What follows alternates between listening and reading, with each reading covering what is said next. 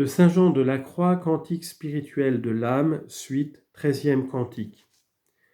Apartaos, amado, que voy de vuelo, vuélete paloma, que el ciervo vulnerado por el otero asoma, y el aire de tu vuelo fresco toma. Traduction. Détournez vos yeux, mon bien-aimé, parce que je m'envole. Revenez, ma colombe, car le cerf qui est blessé paraît sur le haut de la colline, et le vent de votre vol le rafraîchit. Commentaire. Les ardents désirs et l'amour embrasé de l'âme lui ayant attiré les bienfaits de son époux, elle est si vivement frappée des rayons qui lui font voir les grandeurs de Dieu qu'elle en perd l'usage des sens et qu'elle souffre de grandes extases. La faiblesse de la nature ne pouvant les supporter sans épuisement et sans une sainte horreur, l'âme dit en ce cantique « Détournez vos yeux, mon bien-aimé ». Ils me font sortir de moi-même par la haute contemplation qui surpasse les forces de la nature. L'épouse, croyant que son âme, suivant ses désirs, avait quitté son corps par ses extases, prie son époux d'arrêter le cours de ses communications. Extraordinaire. Comme elle n'en peut soutenir le poids en cette vie, elle souhaite d'être délivrée de son corps pour recevoir ses faveurs sans obstacle. Mais l'époux l'empêche aussitôt de former ses désirs et de sentir ses ravissements en lui répondant « Revenez, ma colombe ». Car les biens que je répands maintenant sur vous avec profusion ne sont pas des biens de la gloire que vous désirez. Mais, étant blessés d'amour comme vous êtes, revenez à moi que vous cherchez. Je suis blessé aussi d'amour pour vous, et je commence de me montrer à vous par l'éminente contemplation qui est la source des plaisirs que je prends en votre âme. L'épouse lui réplique donc « Détournez vos yeux, ô mon bien-aimé ». Car la nature est si misérable, tandis que nous vivons sur la terre, qu'elle ne peut recevoir sans danger de mort les plus sublimes connaissances de Dieu, quoique la meilleure et la plus agréable vie de l'âme consiste en ses écoulements divins. C'est pourquoi l'épouse s'écrie dans ce sacré commerce « Détournez vos yeux, mon bien-aimé ». Parce que ces extases lui causent de si cruelles douleurs, qu'il lui semble qu'on lui disloque les os et qu'elle perdrait la vie si Dieu ne la secourait. Aussi est-il véritable que l'âme croit qu'elle va se séparer de son corps. La raison en est que le corps n'est pas capable de recevoir ces dons célestes, d'autant que l'esprit est élevé jusqu'à la communication de l'Esprit divin qui vient dans l'âme, de sorte qu'il doit quitter en quelque façon le corps, et conséquemment le corps et l'âme doivent souffrir extrêmement à cause de leur union naturelle qui semble être rompue par ces ravissements surnaturels. Mais quoi que l'épouse dise par les mouvements d'une crainte naturelle, néanmoins elle ne voudrait pas que Dieu cesse en effet de faire ces grandes impressions en son âme. Au contraire, s'il fallait endurer de plus grands tourments, l'esprit en serait content, afin de s'élever davantage au-dessus de la nature et de jouir plus facilement de l'Esprit de Dieu.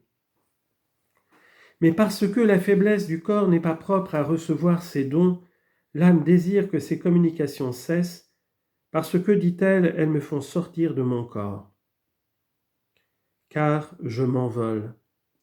Comme si elle disait plus clairement, ne me faites pas ces communications tandis que je suis en mon corps, parce qu'elles m'en font sortir, mais faites-les quand je serai délivré de mon corps, afin que je les reçoive sans obstacle.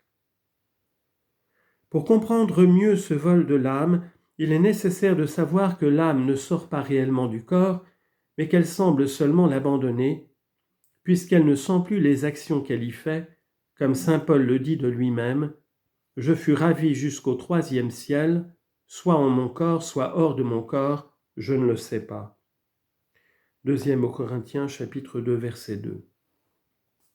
C'est pourquoi le corps est insensible dans ses extases, quoiqu'il souffre beaucoup. Ce qui ne lui arrive pas dans les pâmoisons naturelles, car il en revient lorsqu'on lui fait sentir la douleur. Cependant, on remarquera que ceux-là seulement qui ne sont pas encore consommés en la haute perfection tombent dans ces ravissements douloureux. Ceux qui sont parvenus à un état plus divin ne souffrent que des extases tranquilles, douces, délicieuses. Et ils en sont délivrés lorsqu'ils sont tout à fait unis à Dieu par un amour consommé. Ce serait le lieu ici de parler de ces différentes extases. Mais comme je n'ai dessein que d'expliquer ces cantiques, je laisse le travail à quelqu'un d'autre qui s'en acquittera mieux que moi. Joint que notre bienheureuse Mère Thérèse de Jésus a écrit admirablement de ces matières, et j'espère de la bonté divine que ces ouvrages seront imprimés et donnés au public en peu de temps. Pour ce qui est de ce que dit l'âme de son vol, il faut l'entendre du transport de son esprit en Dieu. Mais son époux la rappelle aussitôt en lui disant « Revenez, ma colombe ». L'âme abandonnait volontiers son corps, persuadée que sa vie allait finir et qu'elle verrait éternellement son époux à découvert et avec toutes les joies des bienheureux. Mais il réprime ses efforts par ces paroles « Revenez, ma colombe », c'est-à-dire « Vous avez les qualités d'une colombe dans le vol sublime et prompt de la contemplation, dans les flammes de votre amour et dans la simplicité de vos desseins et de vos actions. Revenez de ce haut vol par lequel vous prétendez arriver à me posséder véritablement et sans partage.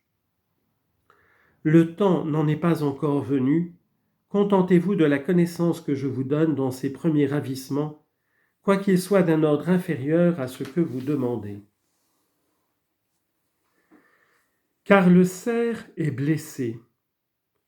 L'époux divin se compare à un cerf qui cherche de l'eau fraîche lorsqu'il est blessé, ou qui flatte sa biche et adoucit sa douleur lorsqu'elle a reçu quelque plaie et qu'elle brame.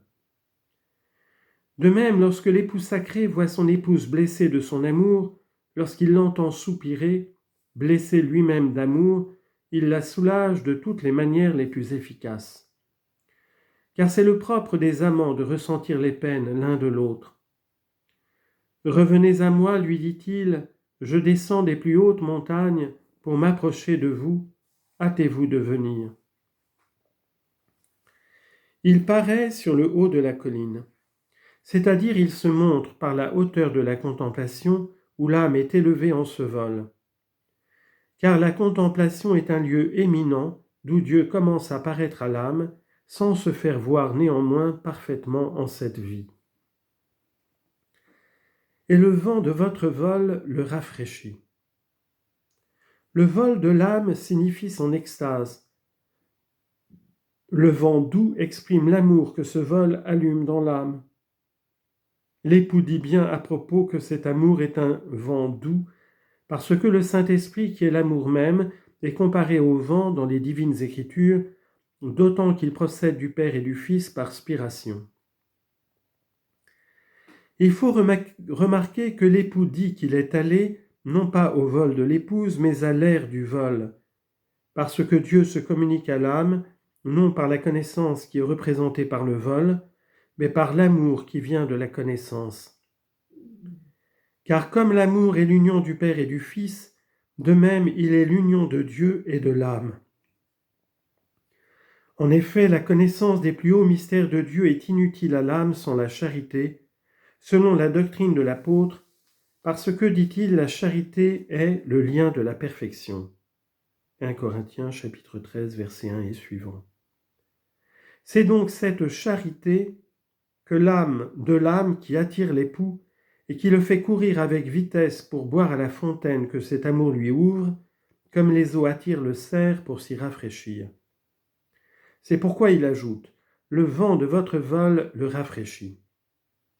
Car comme un vent agréable réjouit et rafraîchit celui que la chaleur incommode, de même le vent doux du saint amour de l'épouse donne de la satisfaction et du soulagement à son époux qui est brûlé de ses flammes sacrées. Il augmente même son amour pour elle à proportion qu'elle a de l'amour pour lui. C'est pourquoi le véritable amant doit faire croître sans cesse son amour et pratiquer pour cet effet ce que saint Paul écrit de la charité. Elle est patiente, dit-il, elle est douce, elle n'est point envieuse, ni dissimulée, ni superbe. Elle n'est point ambitieuse, elle ne cherche point son intérêt, elle ne se met pas en colère, elle ne soupçonne pas le mal, elle ne se réjouit pas de l'injustice, mais elle se plaît dans la vérité. Elle tolère tout, elle croit tout, elle espère tout, elle supporte tout. Première lettre aux Corinthiens, chapitre 13, versets 4 à 7.